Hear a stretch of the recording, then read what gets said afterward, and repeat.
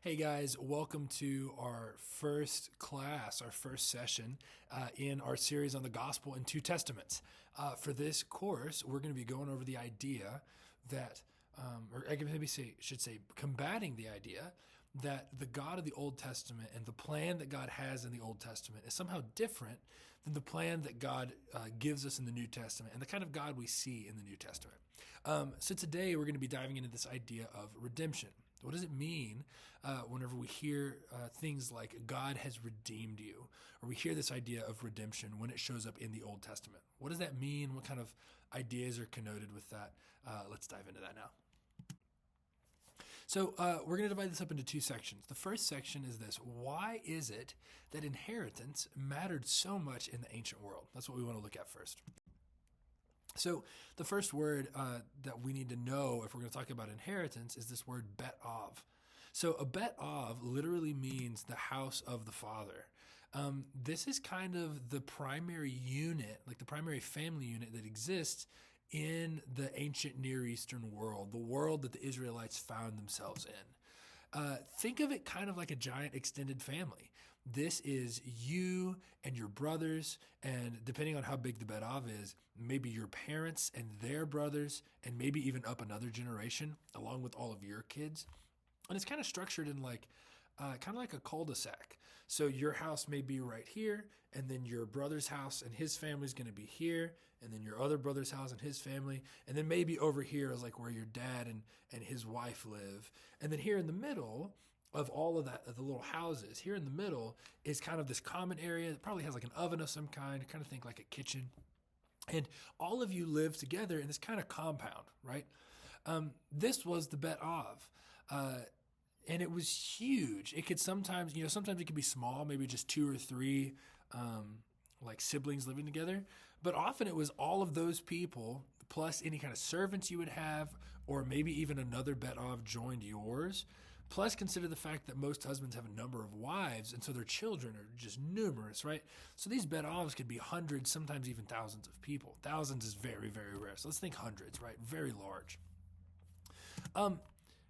These Bet-Avs are going to be headed up by a patriarch. This is going to be the oldest male who functions almost like a king of the family. His main goal is to protect this family, take care of the resources, make sure everyone's provided for.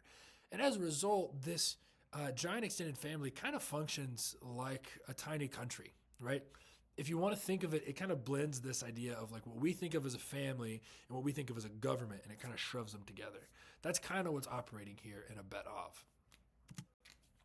So the oldest male, asterisk, we will talk about those exceptions, but the oldest male generally stands as the patriarch. And he's kind of like the sheriff. Like if you think like an Old West movie, the sheriff kind of does everything in the town, right? Like he's defending the town from bandits, but he's also taking care of law problems in the town. And sometimes he may even have to be the executioner. Sometimes he's got to be the jury itself. Like it's kind of all up to him. And that's what the patriarch did. If something happened in the family, say there's a dispute over land, or there's a dispute between siblings, it is the patriarch's job to take care of those problems. A lot of times it'll actually kind of feel like an episode of Jerry Springer, where you'll have, this happens in Genesis 38. There's a woman in the family who gets pregnant, and now it is the patriarch's job to kind of figure out who the father is, right?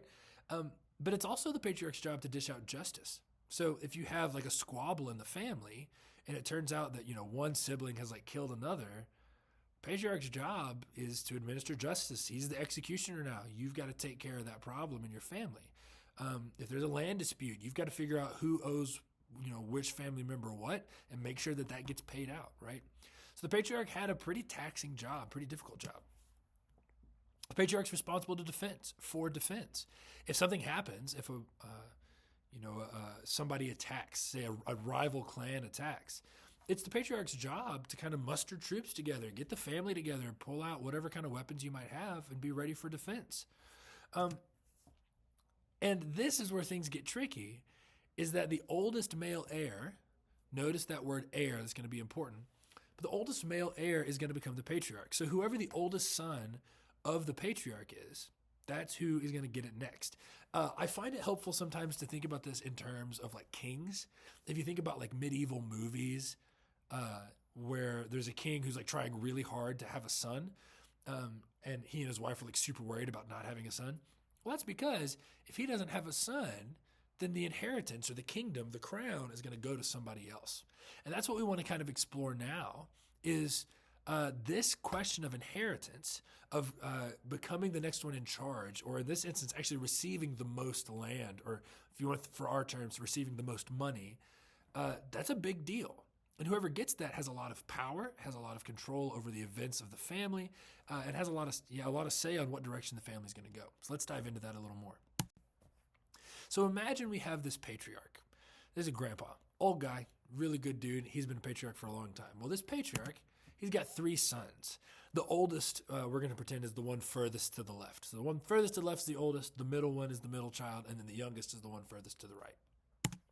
Well, now each of these kids also have some kids. So the oldest has 2 sons, the middle one has a son, and the youngest one has 2 sons.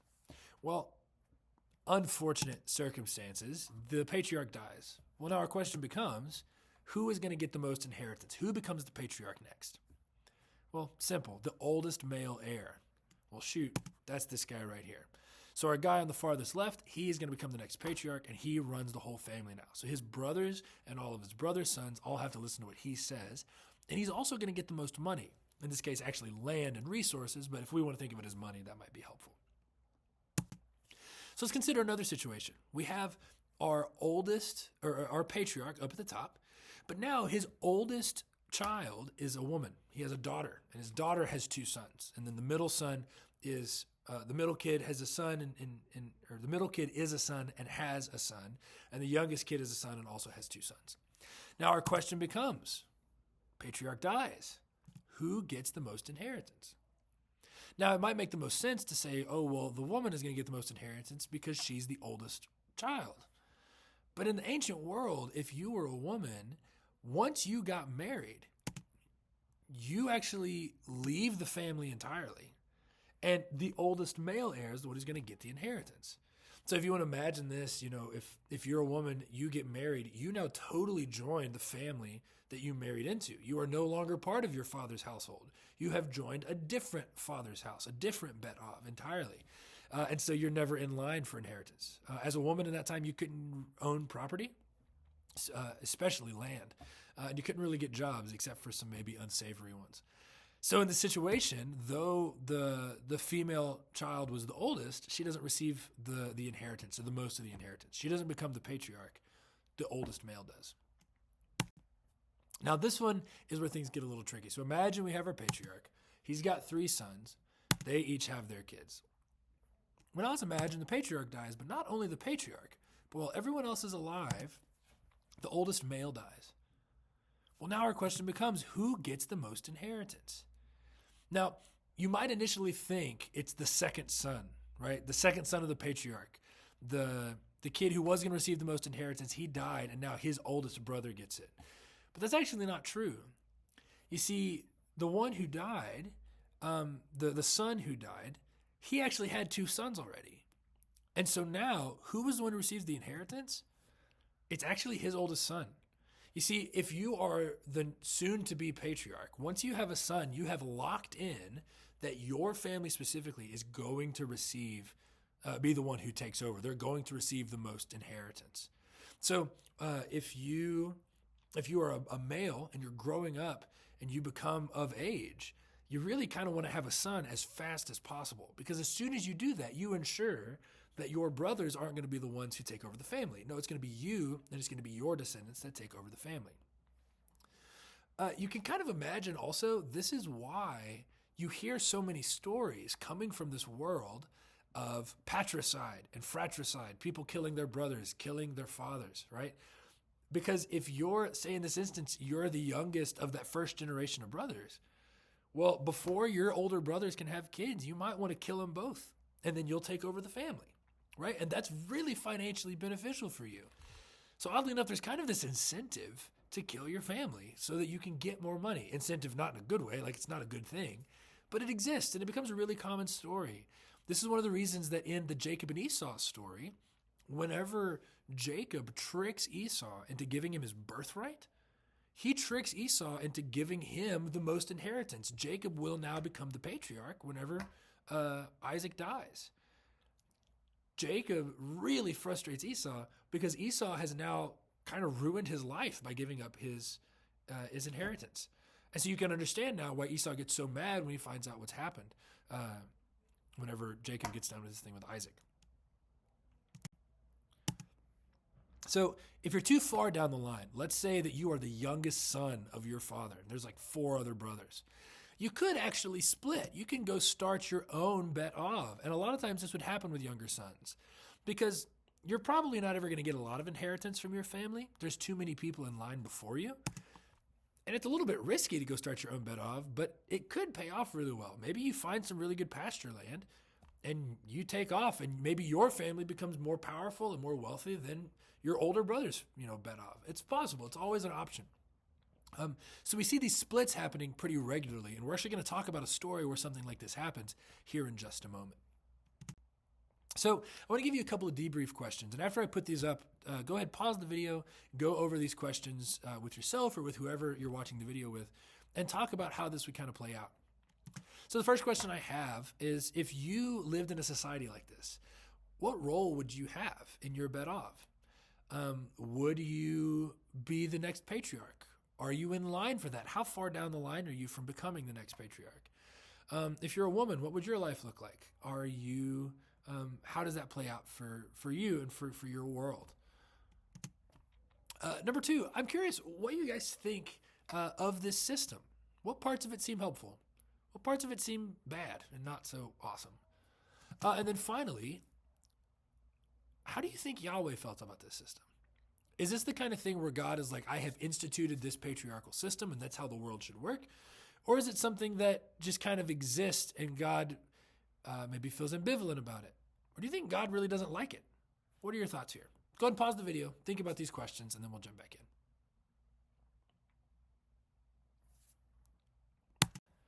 All right, so before we move on to the second half of our discussion, I want to go over just the very last of that previous question. How do you think Yahweh felt about this kind of system?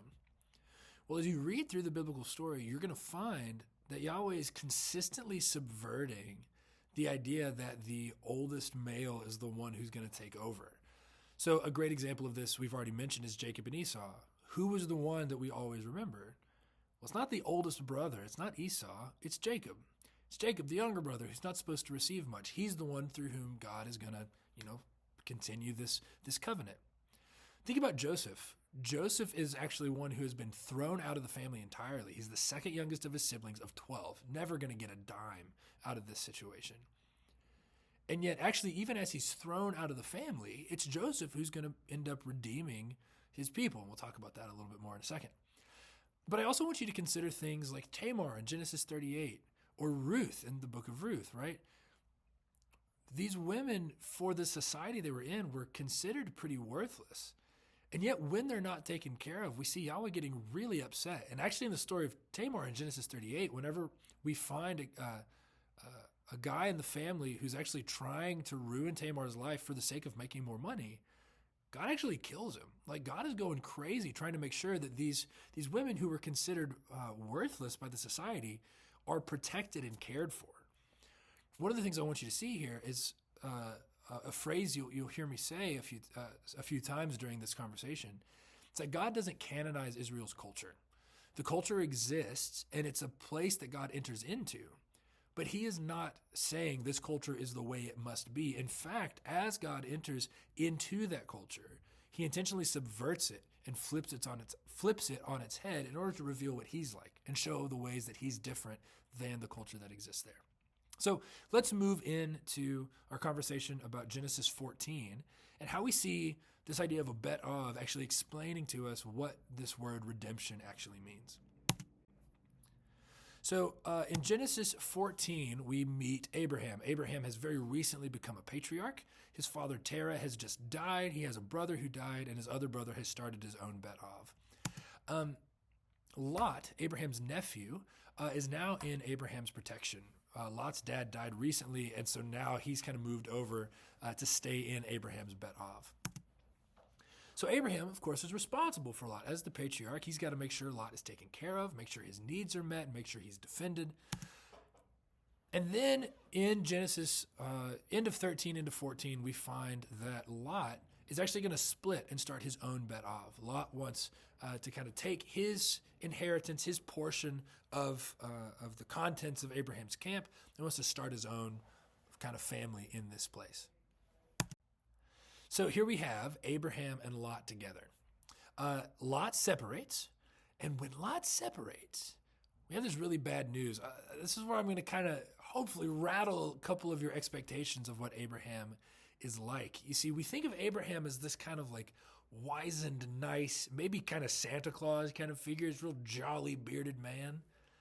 But one of the things we're going to realize is that Abraham and Lot, whenever they show up on people's doorsteps, on these doorsteps of other nations, the other nations get scared to death. One of the things we're going to talk about is it's actually maybe a little more helpful to think of Abraham as something of a warlord. And we're going to see that play out here. So Lot shows up on the steps of these 4 kings out in the area of Sodom and Gomorrah. And these 4 kings get really nervous. And so they all attack Lot. And they actually capture Lot, and they take him away and lock him up. They've imprisoned him. Now, Lot can't do anything to get out. He's in prison. He's been captured. These evil guys, these evil kings, 4 whole kingdoms have attacked Lot, and now he's kind of in trouble. So the question is, what is Abraham's responsibility? Even though Lot has started his own bet of, he's still Abraham's responsibility. Abraham is still a patriarch. And if Lot is in trouble, Abraham must go rescue him. And we see that's exactly what happens. Abraham does something crazy, and I've intentionally kind of drawn these guys as ninjas because Abraham, with a group of 318 people, that's it, slaughters 4 whole kingdoms. They go crazy. What we find is not a very nice, subdued Abraham. Warlord Abraham with SEAL Team 6, 7, 8, and 9 all bum rush this enemy camp and destroy it with only 318 people. That's insane odds. Thinking of Abraham as this really horrifying warlord to a lot of people around him actually makes more sense in the biblical narrative. Here's what I want you to see. Abraham is not this nice guy that we tend to place him in, right? In fact, most of the Genesis stories, Abraham being a pretty rowdy character, not a really good dude. Abraham should be thought of as a warlord. He's a man with a traveling army, kind of roving around, and every time he runs into somebody, those people are scared of him. They're really worried about what he's going to do to them, to their crops, to their resources, etc. Again, 318 people versus 4 whole kingdoms. Thinking of Abraham almost as this ninja warrior kind of plays a little bit better with the biblical narrative. Everybody is scared of this dude. So what does this mean for us? Well, I want you to consider this thing. Lot is trapped, right? Let's think about the story. Lot has been captured. As a result of being captured, he cannot receive what's rightfully his. At the moment, if Abraham dies, Lot receives everything that Abraham has, right? But in addition, Lot has already the inheritance of his father and the portion that Abraham has given him. But because he's captured, Lot cannot receive his birthright. He can't receive what is rightfully his. And the worst part is, Lot can't do anything about it. There is not a thing on this earth. When you are in prison, you can't fight your way out. You are locked up. You're stuck there, right? But what Abraham does has a legal term, has a term that was used in the quote-unquote courts of the day. It's redemption. Abraham redeems Lot. There's a term that I like to use that I borrow from Dr. Sandra Richter called Biblish. There are a lot of words that we hear all the time as Christians. We hear words like saved or sanctified, justified, and we hear redeemed. And when we hear those words, we know that they're important, but they kind of just get jumbled up in our heads and they don't really mean anything. That's Biblish. It's these Bible words that we hear so often that they really just kind of lose their meaning. So before we spiritualize the idea of redemption, I want you to hear that this was just a legal term. If somebody captured someone in your family and you went and fought and delivered them, giving them their inheritance back, that was redemption. We're going to see the same thing happen. It can take place through marriage. Think about with Ruth, right? Ruth is kind of locked out of her family because her husband dies. And whenever Boaz marries her, he actually brings her back into the family and redeems her, restores her to what she is owed as being a member of that family. Redemption is whenever you are unable to receive your inheritance due to some circumstance, being captured or thrown out of the family. And when someone in the family comes and gets you, brings you back into the family, and restores your inheritance to you. Note this, restores what is yours by right of being in the family, gives it back to you. So I want you to consider these questions. I want you to make a quick summary. Just in your mind, come up with like a one-sentence summary what redemption was legally in the Old Testament. Then I want you to consider this. How does this relate to the overall story of the Bible? Where are other places you see this happening? What are other stories you know of where we see somebody redeeming another person, even if you hadn't normally had that kind of language for it? But then finally, I want to ask you, what does this mean for you as a Christian? We talk about frequently that Jesus has redeemed you.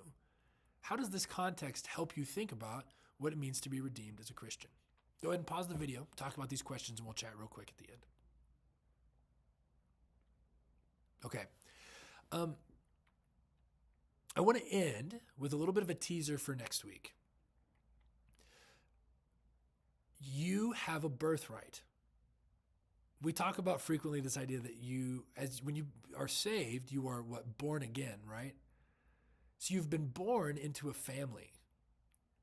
And now, as a member of the family, you are owed something, right? It feels kind of weird to talk about God owes us something. So let's not get too caught up in the weeds here. I don't want to go too far off into saying, yes, I am owed something, right? That's not what I'm saying.